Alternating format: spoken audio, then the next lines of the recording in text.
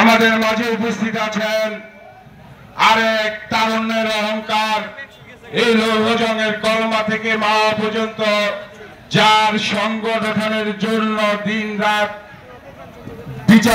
বিচারণ করা এবং সংগঠনকে শক্তিশালী করা এবং আমাদের বিভিন্ন ভাবে বুদ্ধি দিয়ে সহযোগিতা দিয়ে আমাদেরকে প্রাণবন্ত করা সেই সদস্য সচিব, বিএনপি সংগ্রামী সদস্য সচিব জনাব আলহাজ হাবিবুর রহমান চাকলাদার উপর মঞ্চে উপবিষ্ট আছেন সিনিয়র নেতৃবৃন্দ, বিভিন্ন ইউনিয়ন থেকে আগত মূল দলের নেতৃবৃন্দ, ছাত্র দলের নেতৃবৃন্দ, যুব দলের নেতৃবৃন্দ এবং স্বেচ্ছাসেবক দলের নেতৃবৃন্দ, আসসালামু আলাইকুম।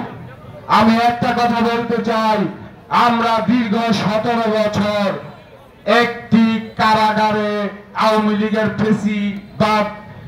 ফেসিবাদের কারণে আমরা একটি কারাগারে পরিণত হয়েছিলাম। আমরা জানি কতটুকু সংগ্রাম করে, কতটুকু ত্যাগ তিতিক্ষা করে আমরা রাজনীতিটা করেছি।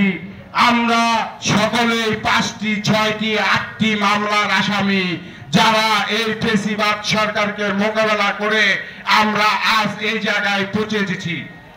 আমি ধন্যবাদ জানাই স্পেশাল বারোমা ইউনিয়নের স্বেচ্ছাসেবক দলকে, রুবেল এবং ইব্রাহিমকে, তাদের এই পোশাক এবং তুহিন ভাই নেতৃত্বে তারা এই সুসংগঠিত।